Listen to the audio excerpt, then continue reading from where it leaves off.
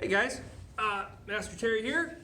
I've got this idea to do a video about 3 techniques that are often done the wrong way. And I think these can kind of turn into like time wasters when we get into class and then like we're saying the same, we're telling everybody the same correction on the same moves all the time. And these are just things that I wish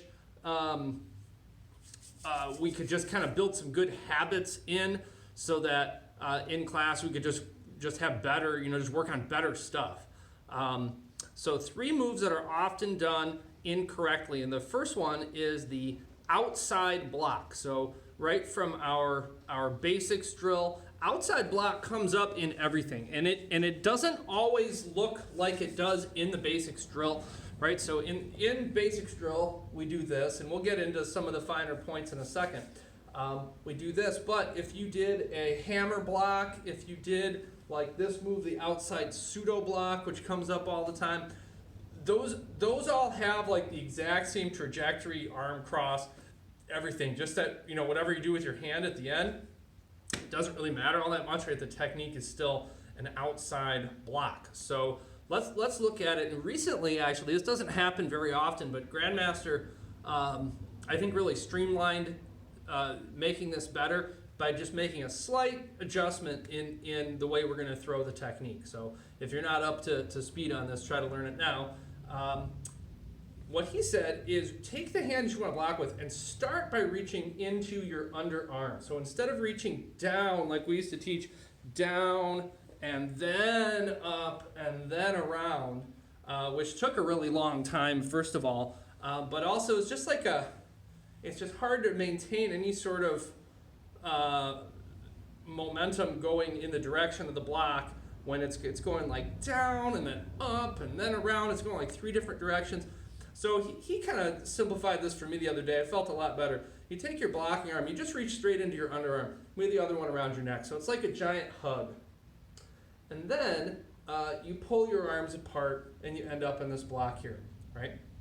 Now there's still a chance, even if you wrap it up this new way, there's still a chance of your block kind of coming out in a diagonal, right? And you see, if you were you and I was me, you right now could punch me right in the face and see this diagonal block would not really have protected my face from your attack. And the idea with the outside block is that it really does cover you all the way around. It like creates this spinning shield around you. So make sure that you reach up, right? See, as I start to pull this apart, I get my hand up so that I'm protecting my face on the side as well as to the front. So you don't just want your blocks to finish or to be effective upon finishing. You want them to be effective all the way through that range of motion. Grandmaster said too about this move that it should almost feel like your block is dropping down into place. Right? Now you don't want it to be like a back fist, but rather than kind of coming up on this diagonal, you have it up already and then you drop it in like that. All right? So let's do a nice set of outside block training here. Everybody back way up, T stance. All right, we're here, ready stance. Reach in your, not down like we used to do, but reach in your underarm and I'll pull out here. 1. And again, reach in and pull. 2, 3, and 4. Boom. Good job. Okay, let's back up. And just to kind of cement that point about like it doesn't matter what the hand looks like at the end, let's do pseudo block with the palm turned out. So still starts in here and pull out. 1, and 2, and 3, and 4. Good. Okay, return and rest. Cool. So outside block, get that fixed up on your own so we don't have to be doing it in class all the time. All right, the next one is hook kick. And I know, hook kick is a little bit, it's probably the most advanced like kick, just kick by itself. You start adding jumps and spins and stuff, of course you get more advanced. But if you just take a kick without any modifiers, I think hook kick is the toughest one because it does have like one way to understand it is it has like this extra part to it. You know, most kicks have chamber, extend, rechamber, and down. And the hook kick has that too, but it has this little extra part. So, and a great way to learn this, actually just sitting down. All right, so hook kick. The kids are doing a bunch of hook kicks in class this week. We're doing the kick of the week thing. But go like this, chamber up, like you're gonna do a side kick. Okay, just like a side kick. And throw just like a side kick off to the side, so like a bad side kick. Then, so you have your chamber 1 and your extension 2. Now with your leg straight, drag your foot through. So by moving my femur inside the socket, I'm just going to drag back, using my butt muscles, my glute muscles, I drag that across. That drag part is really the key to the technique, because if you don't do that, so you're using your glutes, which are super powerful, to drag that foot through.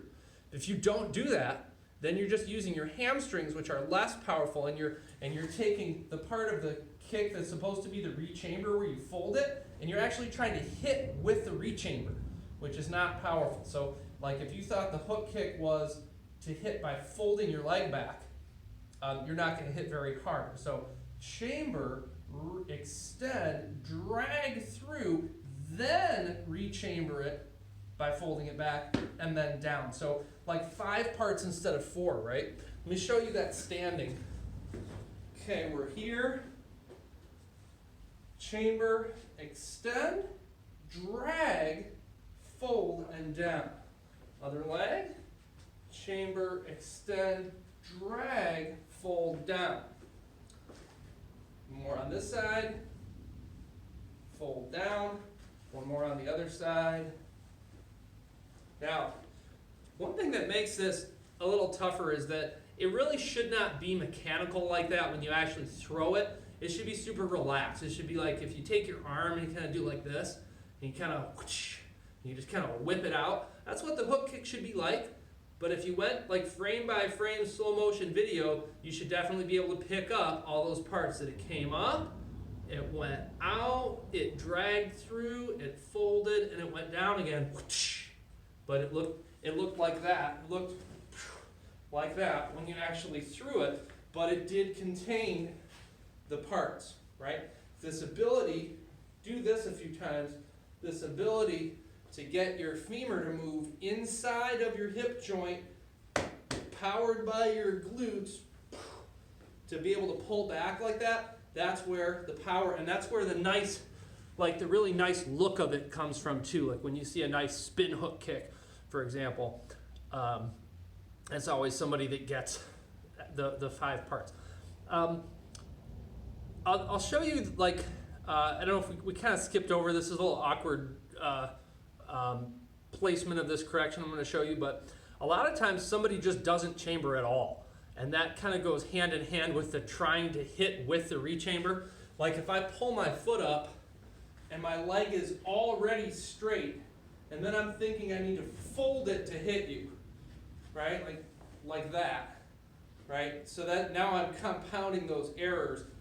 You gotta chamber. So start like a side kick, out, drag, rechamber, and down. All right? Outside block, hook kick. Looks like I'm running out of time a little bit here. We could just make it, I know I said 3, but let's make it 2 moves that everybody does wrong, and maybe we'll do 2 more moves. I'm